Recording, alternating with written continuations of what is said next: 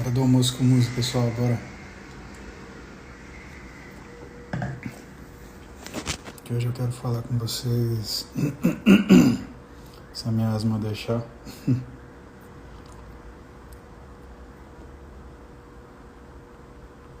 Mas eu trouxe um assunto bem legal aqui que com certeza vocês vão curtir. Convidei o Wesley, um amigo meu, e ele é psicólogo, né? Muzi! Tá bom, parceiro? E aí? Tudo bem aí? Tá me ouvindo bem? Tô sim. Tudo tranquilo. Prazer enorme falar com você. Nada. Prazer enorme estar aqui contigo. Obrigado por... Tá caindo aqui, peraí. Deve botar esse negócio aqui. E aí, Muzi? Pronto. Oi? Tá me ouvindo bem? Tô ouvindo Tá me bem. ouvindo bem? Então, Tô ouvindo bem. Wesley, queria que você contasse pra galera, Diga. até porque eu tô numa asma terrível aqui. Então eu vou deixar mais a palavra com você, até porque eu queria que você contasse pra galera, começasse das coisas que a gente precisa de estratégia, né, para manter uma linha de trabalho, conseguir ter firmeza naquilo que a gente decide fazer, né? Mas antes de chegar nisso, a gente tinha começado um bate-papo sobre âncora. Uhum. Aí você tinha começado a dar uma explicação para o pessoal. Conta um pouquinho mais sobre isso, por favor, meu. Muzi, antes de mais nada, eu gostaria de parabenizar todos os nutricionistas pelo dia. Acho que tem muitos aqui assistindo nós, né? Então, parabéns para todos, uma profissão tão legal. A gente se conheceu, eu e o Muzi, num bate-papo sobre um efeito âncora que a gente conhece dentro da psicologia e que muita gente provavelmente usa, né, Muzi? Além de você, como você próprio falou que usa, acho que muita gente utiliza esse efeito, que é basicamente você atribuir um significado de segurança ou um significado de motivação, tanto a um objeto físico quanto a uma situação abstrata, como por exemplo uma música. Então, quando a pessoa está lá na academia fazendo o seu esforço ou está com baixa motivação para seguir um protocolo de dieta e ela busca motivação em alguma coisa, em algum objeto ou em alguma situação abstrata, eventualmente alguma pessoa, o que ela está fazendo na realidade é modulando o seu comportamento por meio de uma situação além dela, ou seja, de uma âncora. A gente também chama isso de criar sinais, tanto sinais de segurança quanto algum outro tipo de sinal. Mas, Luzi, para fazer uma reflexão sobre isso e como aplicar isso no dia a dia, que acho que é a proposta nossa aqui, eu poderia fazer uma reflexão com você no sentido de perguntar para você e para o pessoal refletir, né, o porquê que tem gente que faz e por que tem gente que não faz exercício? Ou por que tem gente que faz e tem gente que não faz dieta? Ou ainda melhor, das pessoas que fazem exercício, por que tem pessoas que fazem exercício com tanto afinco e outras que fazem com não tanto afinco? E das que fazem com tanto afinco, por que tem os melhores? E a gente entraria numa discussão de categoria de campeonato, né? A resposta dessa pergunta está basicamente na forma como a pessoa interpreta o que é fazer exercício e na forma como a pessoa interpreta o que é fazer dieta. Dentro do nosso modelo cognitivo, que é o que eu trabalho dentro da psicologia, a gente preconiza, Muzi, que todo tipo de situação que você tem no dia a dia, ela desenvolve um pensamento ou uma interpretação que você tem dessa situação, seja qualquer situação, situação de ir à academia, para quem treina e quem não treina, ou para quem resolve começar a treinar, situação de seguir uma dieta, ou a própria pessoa que está na academia, situação de precisar decidir se eu vou ou não vou fazer mais um exercício, ou tá bom por hoje e eu vou embora. Então, essa situação do seu dia a dia, ela decorre dela uma série de pensamentos. A gente chama esses pensamentos de pensamentos automáticos. Muitas vezes a gente nem sabe o que pensou, mas esses pensamentos são capazes de modular as nossas emoções e o nosso humor. E esse humor e as nossas emoções são capazes de modular o nosso comportamento. Então, essa situação inicial aqui, que é, por exemplo, acordar de manhã no frio e decidir se eu vou ou não à academia, ou decidir se eu faço ou não dieta. Essa situação aqui gerou uma série de respostas que vai resultar lá no final no seu comportamento de fazer uma dieta, ou no seu comportamento de ir à academia. E caso for à academia, no seu comportamento de fazer um treino bem feito, fazer um treino mediano, ou quase não treinar. Então, o que a gente vê nesse espectro aqui, Muzi, é que é muito difícil a gente conseguir controlar alguns desses fatores. Por exemplo, a situação a gente não controla, porque muitas vezes o mundo é imprevisível e a gente precisa fazer coisas que a gente precisa fazer. A emoção ou o nosso humor a gente não controla porque decorre da forma que a gente interpreta a situação. E o nosso comportamento a gente não controla porque ele decorre do nosso humor e da nossa emoção, que decorre do nosso pensamento, que decorre da situação. Então, o que um psicólogo faz no sentido de ajudar alguém? Eu tenho certeza que você tem algum profissional da psicologia com você aí. Tem. Então, o que esse psicólogo vai fazer? Ele vai tentar mudar a forma que a pessoa interpreta o que é, ou a necessidade ou não de fazer uma dieta, ou a necessidade ou não de treinar bem, ou a necessidade ou não de continuar treinando mesmo quando está cansado, ou mesmo quando não está tão motivado. Porque a motivação ela é um estado transitório. A gente hora está, hora não está. Então, quando você tem essa capacidade de interpretar de uma maneira diferente a possibilidade e a necessidade de fazer ou não uma atividade física ou fazer uma dieta, você está olhando de uma forma mais racional para o seu comportamento, pensando lá na frente. Eu não sei se faz sentido para você o que eu estou dizendo. Sim, o que eu ia te perguntar é, quando você fala do pensamento automático, isso tem relação com aquele livro do Daniel Kahneman, O Rápido e Devagar, que ele divide em pensamento automático e pensamento elaborado? Tem também. O que a gente faz, o que a gente vê normalmente de uma pessoa que tem dificuldade de seguir um protocolo de dieta. Eu trabalho com dois atletas de ponta na área não é na área da musculação, é na área do futebol. E o que a gente vê é que quando a pessoa tem uma dificuldade de seguir um protocolo de treino, que é muito rígido às vezes, ou a pessoa realmente não estava pronto para aquilo. Principalmente a gente vê muito na dieta, porque envolve componentes emocionais muito fortes e estressores ambientais conseguem modular muitos circuitos envolvidos no processo de decidir ou não comer alguma coisa, principalmente calórica. Então o maior problema que a gente vê geralmente é na dieta. E quando a gente vê isso, a pessoa que geralmente não consegue seguir esse protocolo, ela tem mais esses pensamentos automáticos no sentido de não racionalizar sobre o que ela está fazendo. Então, o pensamento elaborado ele fica um pouco abafado. A gente pode dividir o nosso cérebro nesse sentido de tomada de decisão, pedindo desculpas aos fisiologistas e até a você que estão aqui presentes, mas didaticamente em duas grandes regiões, que é as regiões que a gente chama de emocionalmente quentes, que envolveria ali a amígdala no sistema límbico, e as regiões emocionalmente frias, que envolveria ali principalmente o córtex pré-frontal, o vento medial e as suas vizinhanças. Quando uma pessoa precisa seguir um protocolo de dieta ou precisa seguir um protocolo de exercício físico, é uma dessas duas regiões que vai decidir a tomada de decisão dela. Normalmente, quando a pessoa está estressada ou a pessoa não está tão motivada, as áreas emocionalmente frias tendem a se desligar um pouco, elas são antagônicas. Então, se uma está muito ligada, a outra se desliga, e assim vice-versa. E as áreas emocionalmente quentes se ligam. Essas áreas emocionalmente quentes, basicamente, fazem a gente pensar no agora. Poucas consequências para o futuro. Como que a gente sabe isso? O cérebro é muito difícil de estudar, mas existem basicamente duas maneiras que o pessoal faz, que é ou em lesões, pessoas que têm lesão em algum lugar do cérebro, a gente vê o que muda no comportamento, e portanto a gente atribui àquele lugar do cérebro uma causa no comportamento, ou por estudos de imageamento. O que a gente vê é que, por exemplo, pessoas que têm lesões nessas áreas frontais emocionalmente frias, elas têm o que a gente chama na psicologia de miopia para o futuro. Ou seja, ela prefere muito mais decidir coisas baseado no agora e na recompensa imediata do que baseado daqui 5 anos, 10 anos e uma recompensa futura.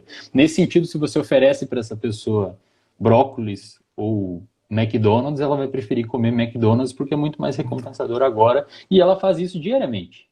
Então ela não vê que lá no futuro isso pode gerar problemas cardiovasculares e até problemas de humor, que a gente sabe hoje que acontece. Por quê? Porque essa atividade do cérebro dela nessas regiões está lesionada ou diminuída. Interessante também é que quando você está estressado, mesmo agudamente, existem regiões do cérebro que desligam esse córtex pré-frontal, vento medial, na hora de você tomar uma decisão. Então a gente consegue fazer protocolos em laboratório de estressar pessoas ou botando agudamente. Você bota a mão na água gelada da pessoa, ou pega um garfo e raspa no prato e a pessoa dá aquele estresse, você dosa cortisol na saliva e vê se a pessoa realmente se estressou. E você vê em imaginamento que essa área diminui sua atividade quando você oferece uma rosquinha ou oferece uma couve-flor para a pessoa, a probabilidade dela vir a escolher alimentos mais palatáveis e mais calóricos é maior. Então, o que a gente vê, fechando esse raciocínio, é que a capacidade de ter um pensamento mais elaborado e, portanto, que leve em consideração coisas futuras, ela está diminuída em pessoas que têm uma tomada de decisão não direcionada a seus objetivos, né? E é por isso que a gente tem tanto serviço da psicologia cada vez mais embebido, né, na área do esporte. É justamente quando o terapeuta vai lá e fala com você e mostra uma forma alternativa de você interpretar os seus pensamentos frente a uma situação, como, por exemplo, a comida. Existem várias maneiras de você interpretar o comportamento de se alimentar. Tem pessoas que se alimentam para até às vezes se maltratar, a gente vê bastante isso. Tem pessoas que se alimentam para se nutrir, para não morrer, e tem pessoas que se alimentam por prazer, para comer muito, porque gostam depois de uma situação prazerosa, ver um curso, receber um aumento no emprego. Então a interpretação da comida é um ajuste que a gente faz dentro da psicologia por meio de ferramentas que permitem a gente alterar a forma que a pessoa interpreta isso. E quando o terapeuta faz isso, Muzi, a gente vê, como por exemplo a gente vê em estudos de imageamento, aquelas áreas do sistema límbico diminuindo a atividade e as áreas do sistema frontal aumentando a atividade. Então o que o terapeuta basicamente faz nessa gangorra é fazer a pessoa ser mais racional frente ao que ela precisa fazer. Porque é muito então difícil. Ele não torna essa necessidade desses passos ficarem automáticos. Ela estimula que a pessoa ela sempre elabore o que ela está pensando. Exatamente. E principalmente consiga... Porque assim, quando a gente se depara com uma situação que a gente precisa ter uma tomada de decisão, são diversas áreas que se interagem, diversos circuitos que se interagem no nosso cérebro para nos levar a tomar aquela decisão. E isso leva em consideração muita coisa. Genética, o que aconteceu ontem com você, o que você comeu de manhã, se você tomou muito café, o que aconteceu semana passada e o que aconteceu lá atrás. E o que provavelmente vai acontecer na frente, baseado na sua capacidade que você tem de visualizar o futuro, que é uma coisa que o nosso pré-frontal, essa região que está atrás da sua testa, deixa você fazer. Você consegue projetar o futuro. Por isso que quem tem algum problema nessa área tem uma incapacidade de fazer isso. E isso decorre, obviamente, em comportamentos extremamente disfuncionais, tanto para a sociedade quanto para o indivíduo. Então, assim... Para a sociedade, porque, por exemplo, isso a gente sabe lá de 1840, 1850, quando um trabalhador de uma mina estava fazendo um buraco na terra para explodir um dinamite, numa rocha para explodir um dinamite com uma barra de ferro, e ele apertou muito... já viu esse caso? Phineas Gage? Esse caso é o Phineas Gage, por causa é um símbolo da neurocirurgia, né? Isso. Então, o que aconteceu? A barra explodiu, entrou aqui assim nele e saiu aqui em cima do crânio, atravessou por trás do olho e basicamente arrebentou o pré-frontal dele. O cirurgião na época dizia que conseguia botar o dedo indicador todo assim e sair lá em cima da cabeça dele. Ficou um buraco, a barra de ferro era assim. O que aconteceu com o sujeito? Primeiro, ele não morreu, ele conseguiu ir caminhando até a carroça ali para o pessoal levar ele para o médico da época. Então, o que isso indicava na época? Que as áreas provavelmente responsáveis na época, né? O pessoal começou a tirar conclusões que as áreas responsáveis por respirar, batimento cardíaco, funções basais do nosso organismo não estavam no pré-frontal. De fato, depois se descobriu que não estavam. Porém, depois de um tempo, ele começou a mudar muito o comportamento dele. Ele começou a ficar agressivo, impulsivo, não tinha um tato social, né? Ele não conseguia ter um tato social de como interagir com as pessoas, e ele principalmente perdeu a capacidade que ele tinha de se colocar no outro, né? Que é o que a gente consegue. Eu olhando as suas expressões faciais, eu consigo mais ou menos aí chutar o que você deve estar pensando, e a gente consegue fazer isso por conta do nosso pré-frontal, a gente consegue ter essa, chama de teoria da mente, que é a capacidade de você inferir o estado do outro e até dar sugestões de como você pode agir para mudar o estado do outro. Então, essa quando é você... a empatia dos neurônios espelho lá? Isso. Inclusive, depois se confirmou que em estudos subsequentes, se confirmou que exatamente uma das funções do pré-frontal é essa capacidade de você organizar e pensar com mais cautela sobre o mundo. Por quê? Porque, por exemplo, adolescentes até uma determinada idade não têm essa área totalmente madura, essa pré-frontal. Ela termina de amadurecer por volta dos 21, 22 anos. Em homem, um pouquinho mais tarde. Então, as mulheres aí, de fato, o homem é um pouquinho mais criança até depois, as mulheres amadurecem mais cedo.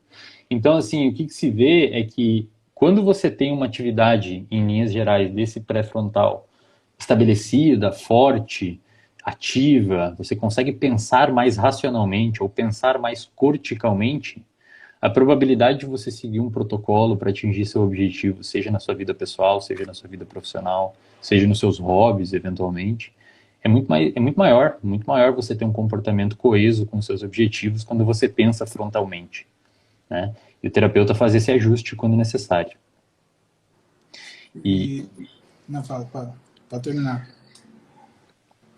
E isso a gente sabe, então, desde muito cedo, assim, como, por exemplo, o caso do Phineas Gage, isso só se confirma em estudos neuroanatômicos e estudos funcionais. Então, esse seria o grande papel do terapeuta. Fazer isso não é fácil, porque as pessoas agem muito mais emocionalmente frente a algumas situações, e é muito, muito, muito difícil você, digamos assim, fazer com que a pessoa desconfirme as crenças que ela tem sobre alguma coisa. É muito complicado. E a pessoa muitas vezes não vê que é uma crença, às vezes, disfuncional, que está prejudicando ela. Eu sempre levanto uma reflexão, por exemplo, assim, levando em consideração a ansiedade, né, que é uma psicopatologia que leva as pessoas a se alimentarem mal também. As pessoas não ficam ansiosas de fumar todo dia. Mesmo as pesquisas científicas mostrando que a chance de você desenvolver câncer é enorme. As pessoas não ficam ansiosas de comer gordura saturada todo dia em excesso, mesmo sabendo que pode fazer mal. As pessoas não ficam ansiosas em não fazer exercício físico ou serem sedentárias, mesmo... Talvez seja um dos maiores consensos da literatura científica os benefícios do exercício físico. Mas aí as pessoas ficam ansiosas porque talvez um colega de trabalho está falando mal dela, porque talvez o marido, a esposa está traindo ela. E aí quando você pergunta o porquê dessa ansiedade, a pessoa geralmente não sabe responder. Então é uma coisa que ela cria baseada em uma série de crenças que ela tem sobre ela e sobre o mundo, que quando você vai tentar fazer uma confirmação com fatos, você não encontra. Agora, outras coisas que eram passíveis de deixar ela de fato ansiosa, como por exemplo comer mal, sedentarismo, fumo, ela não sente. Então é muito difícil você conseguir fazer que a pessoa mude ou amplie o seu foco de visão. É muito complicado. Wesley, para a gente o resultado, o desempenho, ele é sempre no futuro. Então a gente depende muito, né, daquilo que é o estado mental do paciente. A Débora, ela cuida daqui basicamente dos pacientes que têm transtorno alimentar, onde essa necessidade ela é mais, ela é urgente, ela é absoluta, né? Então, os casos de compulsão, de binge, de anorexia, né? Ela está junto para tentar fazer esse ajuste. Mas, por exemplo, quando a gente fala de resultado para um atleta, sempre o resultado ele está no futuro, né? Até o resultado do campeonato. Então, ele chega pronto para competir, né? Mas a competição ainda é amanhã, é daqui uma hora, daqui 2 horas. E se ela não tem essa capacidade de segurar ou de exercitar esse córtex pré-frontal, esse simulador, fica muito difícil. Existe uma forma, uma abordagem de exercício para você fortalecer o teu córtex pré-frontal, uma forma de agir, uma forma de, né, estimular esse pensamento mais elaborado e não se deixar cair naquele reflexo quente da defesa, né? Reagir, que é aí que a gente vê que a pessoa, né, ela se perde, ela vive reagindo a tudo que acontece no dia a dia dela. Perfeito. Uma das formas a gente já discutiu, né, nas nossas conversas no WhatsApp, que é o ancoramento. O que você faz o ancoramento ou criar sinais é uma coisa que já é discutida dentro da psicologia desde a década de 90, 80, 90. Só que hoje trabalhos, devido ao advento do avanço da ciência, os trabalhos vêm mostrando o arcabouço neurobiológico que permite que o ancoramento aconteça, ou criar esses sinais aconteça. Recentemente saiu um artigo na revista PNAS, que é uma revista que eu gosto muito de ler, muito, muito bonitos os artigos de lá, mostrando que quando você cria esse ancoramento, né, que é, por exemplo, quando a pessoa está numa fase de pré-contest, está numa fase de uma restrição muito grande, que precisa de fato de um psicológico muito bem, muito forte, né? Eu sempre, quando falo em psicológico, me vem à cabeça o Eduardo Correia, que é uma pessoa assim que é uma constância absurda, né? E depois de lesões e a rotina dele, ele é aqui de Floripa também, né? Então, assim, essa capacidade que você tem de frente a situações muito delicadas psicologicamente e que, portanto, uma pequena fagulha já pode levar você a ter um comportamento totalmente disfuncional com o seu objetivo, é o ancoramento. Como que a gente faz isso? É provável que você tenha aí no seu celular uma playlist de treino, né? É provável que todo mundo tenha uma playlist de treino, é provável que as pessoas se inspiram em alguém, e aí, inclusive, parabenizo você e todo mundo pelos trabalhos que fazem no YouTube e aqui no Instagram, porque, de certa forma, muita gente deve usar vocês como âncora, inclusive. Imaginar, como é que é, como é que é. Então, essa capacidade que você tem de atribuir o significado de motivação a alguma coisa, imagino que muita gente coloque no treinador, coloque no nutricionista, a gente vê em trabalhos científicos que aumentam, de fato, o recrutamento de áreas frontais frente a uma situação de, por exemplo, ameaça. Nesse caso da PNAS, eles estudaram em pessoas ansiosas. Então, o que eles viram? Que quando você dá, por exemplo, um canetão para uma pessoa e fala assim, eu preciso que você bote nesse objeto aqui a sensação de não ameaça. Você tem que atribuir a ele, e aí a partir de uma série de protocolos de treinamento, a pessoa atribui a ele uma situação e um estado de pensamento de não ameaça. Quando você submete essa pessoa sem o canetão a uma imagem ameaçadora ou a uma situação que gere ameaça, a pessoa tem os scores de ameaça lá medidos, bonitinho, aumentado. Quando você submete essa pessoa na presença do bloqueio de ameaça, da âncora dela, a gente vê que os scores de ameaça caem lá embaixo, e isso se viu que é devido ao recrutamento de uma área chamada hipocampo no seu cérebro, que envolve principalmente processos de aprendizagem e memória. Essa área se ativa mais quando você está na presença do seu estado de não ansiedade, no caso, e essa área consegue inibir áreas como a amígdala e aumentar, ou seja, ajudar o seu pré-frontal a modular a sua amígdala. E isso muita gente faz na academia, né? A pessoa que decide ou não ir à academia num dia frio, ela pode botar o fone de ouvido dela, escutar a música que dá motivação e ela decide sair de casa, porque de certa forma vai ativar áreas do cérebro dela e vai levar elas até eventualmente ter boas memórias da situação que ela foi à academia, ou lembrar de como é prazeroso treinar, ou lembrar que se comer salada agora, amanhã ela não vai acordar culpada, ou se sentindo culpada por ter comido mal. Então, quando você faz isso, você está projetando um futuro que ainda não aconteceu com base em critérios muito bem elaborados na sua cabeça. E quando você não usa esses critérios, você está agindo de uma forma mais instintiva, tipo, vou comer, vou descansar aqui no sofá, e é isso. E depois, quando volta ao pensamento mais racional, você acaba se arrependendo. Então, uma das maneiras é isso. Não tem problema ter um totem, né? Eu vi que você postou esses dias que tinha canetas, né? Então, não tem problema. Não tem problema ter um totem e usá-lo para determinadas situações. Pode até ter mais de um. Um segundo ponto, Muzi, é procurar um profissional quando possível. Eu gosto de fazer um paralelo do exercício físico com a psicologia, porque eles têm muita coisa em comum. Primeiro, mudar um físico não é fácil. Demanda esforço, demanda principalmente tempo, que é uma coisa que as pessoas não conseguem lidar muito bem. Você precisa ter a capacidade de visualizar lá na frente uma coisa de modo que aquela coisa module seu comportamento agora. E tem trabalhos que mostram que o sistema de recompensa ele tende a se ativar menos quando a recompensa está muito longe. Então você precisa ter uma capacidade absurda de visualizar lá na frente. É por isso que eu cito o Correia, né? Porque ele lesionou, voltou a treinar um tempão e aí voltou com um físico imponente. Então você precisa ter é uma habilidade muito difícil de ter.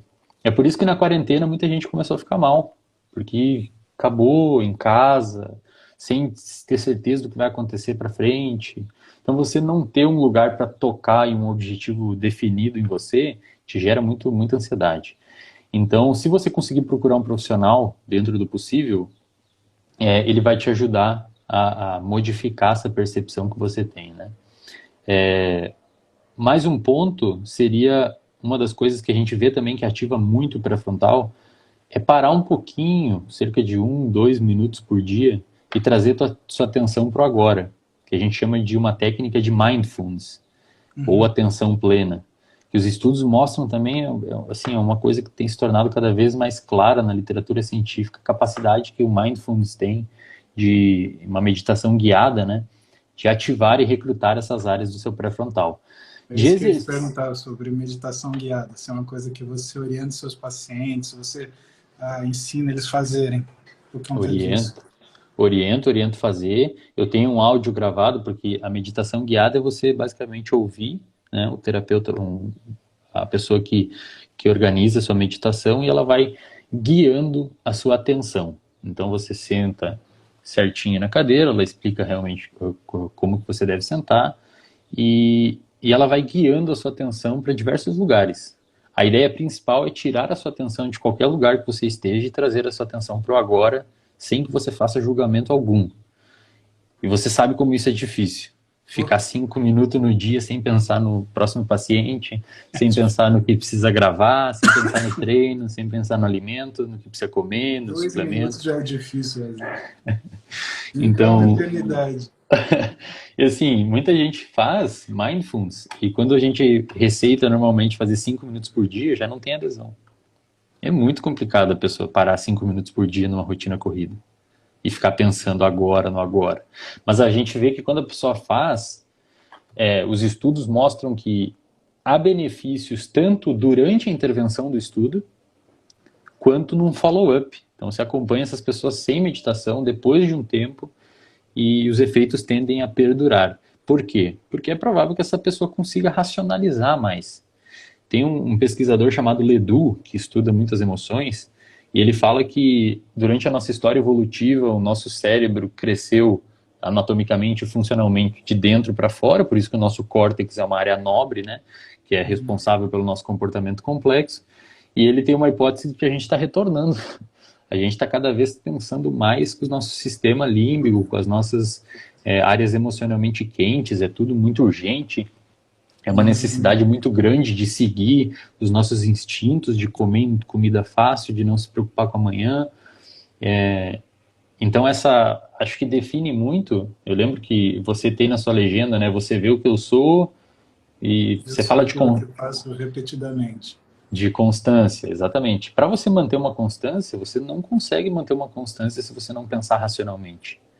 Porque a pessoa que não pensa racionalmente, ela está à deriva no mar da sua motivação. Ela está à deriva. Se a motivação dela resolver que hoje é para ela descansar e não estudar, ela vai descansar e não estudar.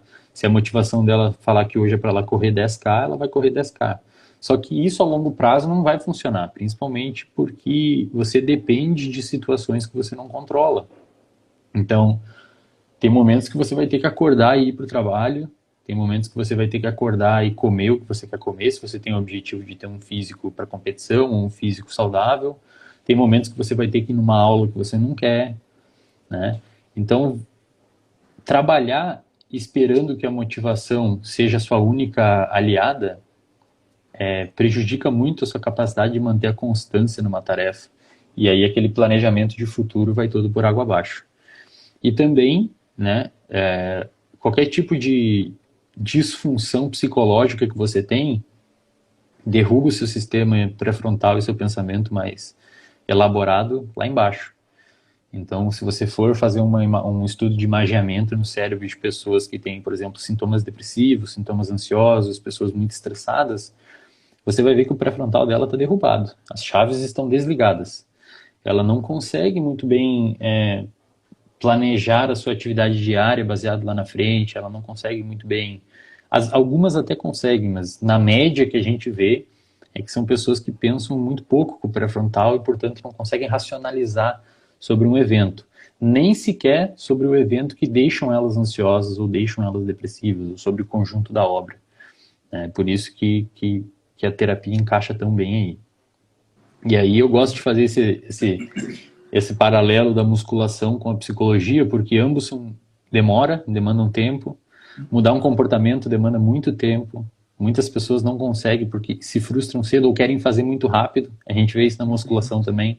Quer atalhos, ou quer eventualmente atalhos perigosos, ou quer para ontem, e aí se frustra porque não consegue, né? E aí xinga quem conseguiu, porque não olha lá para trás e vê o que a pessoa passou. Exatamente. Né? E também ambos demandam ambos dependem, o sucesso, então, um humor estável, né? E ter uma conduta social agradável e ter um físico que você quer, um físico desejável, o sucesso nessas duas coisas demandam e dependem da sua constância e da sua capacidade de visualizar o futuro, né? Coisa que a gente vê prejudicada em ambas as pessoas se elas não alcançarem o objetivo delas. Pessoa da academia que não tem a capacidade de esperar e entender que demora, e uma pessoa que tem um comportamento que é ansiosa e que quer para ontem tratar sua ansiedade, a gente vê que nos dois casos é muito difícil, né? Justamente por essa incapacidade. A academia, para mim, foi um exercício fundamental de controle da minha ansiedade, né? Porque como tinha que fazer, não tem desculpas, tem que fazer, né? Hoje, eu sinto uma coisa estranha hoje, a sensação que eu tenho, na verdade, quando eu quebro esse ritual, né? Eu acho que dá pra gente chamar de ritual, né? Em vez de eu me sentir confortável, aí eu fico ansioso, porque parece que tirou alguma coisa de mim. Então, se você tira aquela minha horinha que é para estudar, se você tira aquela horinha que é para eu treinar, eu passo aquele momento, mas é um momento desagradável, é uma coisa ruim, que eu sei que eu tinha que estar fazendo outra coisa. É muito esquisito sentir isso. E é curioso porque você vê que dessa forma ele não é um comportamento que você automatizou, né? É um comportamento que você estabeleceu a importância dele na sua vida, mas ele não é automático para você. Porque eu tenho certeza que quando você vai lá e faz, quando você vai lá e treina, você sente o prazer de fazer aquilo. Sim. Não é um momento que você está passando ali à toa. E é legal também é que o próprio treino pode ser utilizado como uma âncora para o seu dia. Tanto é que quando você não tem a presença dele, você se sente mal. Verdade. Então, treinar ou não pode determinar o seu humor. E é isso que o psicólogo faz com a pessoa que não gosta de treinar e precisa. É tentar, porque assim, você obrigar a ir à academia, você obrigar a pessoa a comer menos, você obrigar a pessoa a comer salada, não funciona. Não, esquece. A longo prazo não funciona, a pessoa vai te odiar. É a única coisa que vai funcionar, vai fazer a pessoa te odiar. Então, o que tem que ser tratado é na raiz. É você mudar a percepção que a pessoa tem do que é comer bem e do que é fazer exercício físico. Como? Mostrando que a médio, às vezes até a curto, mas principalmente a médio e a longo prazo, a pessoa vai ter mais benefício do que malefício. E com o exercício físico não é tão difícil, Muzi. Porque o próprio exercício físico, na hora que você está realizando, ele já libera uma série de substâncias no seu organismo que te fazem se sentir bem, né? Então, assim, é uma ferramenta que é fácil relativamente fácil da gente introduzir na rotina de alguém. Agora, o que é um pouquinho mais complicado é comer. Porque a comida tem um valor social, a comida tem um valor, é muita coisa atrelada a ela. Tem uma recompensa imediata também, né? Também, exatamente. Mas geralmente a gente, com algum trabalho dessa capacidade, a gente chama de reavaliação cognitiva, fazer a pessoa conseguir de fato reavaliar o que significa ter uma rotina de vida saudável. É por isso que os profissionais da psicologia estão também nesse meio do esporte, né? E muitos são psicólogos sem ter o título de psicólogo, e eu não vejo problema nenhum nisso. Como, por exemplo, quando você tem um parceiro de treino. Parceiro de treino é uma âncora enorme para você. Você está junto com ele, quando ele não está, é mais custoso, é chato, né? Não é a mesma coisa. Então você pode ter diversos tipos de estratégia, e você precisa ter, e principalmente você precisa visualizar nessas coisas que ela é uma estratégia sua. Não simplesmente ser passiva. É tipo, de fato, quando eu botar minha roupa, quando eu botar meu fone, né? O Kai Green, por exemplo, quando ele bota o o capuz capuz. dele e vai treinar, aquilo um ritual que ele fez para aumentar a capacidade de treino dele, com certeza. Então todos têm. Alguns têm um treinador que, pô, o cara tá perto, vai ser mais fácil, eu gosto. E criar esse tipo de ritual é importante. É importante. E faz você pensar mais frontalmente. Frontalmente. Wesley, meu próximo paciente está aí esperando. Cara, obrigado pelo papo. Acho que a gente vai ter que continuar mais um dia. O que você acha? Vamos fazer, vamos fazer. Só me chamar que a gente faz. Obrigado pelo almoço aí. Valeu, Muzi. Beijão. Beijão com Tchau, Deus, tchau. irmão. Obrigado. Tchau, tchau. Bom, galera, esse foi o almoço com o Muzi de hoje. Né? Trouxe para vocês ouvir um pouquinho meu amigo Wesley, que é um cara sensacional e que tem essa pegada super conscienciosa do trabalho do psicólogo do esporte. Né? Um cara que ajuda a direcionar aquilo que são suas dificuldades para você encontrar o caminho que você precisa para conseguir fazer o que você vai fazer. Né? E tirando isso daquele pensamento que a gente tem, que às vezes, vou fazer tudo no automático. Não é no automático, a gente pensa tudo que a gente faz e a gente atribui valores para isso, por isso que isso fica tão precioso para a gente. Espero que vocês tenham gostado do almoço de hoje. Eu vou voltar a trabalhar, porque eu tenho que dar conta aqui da rotina. Beijão para vocês, até mais.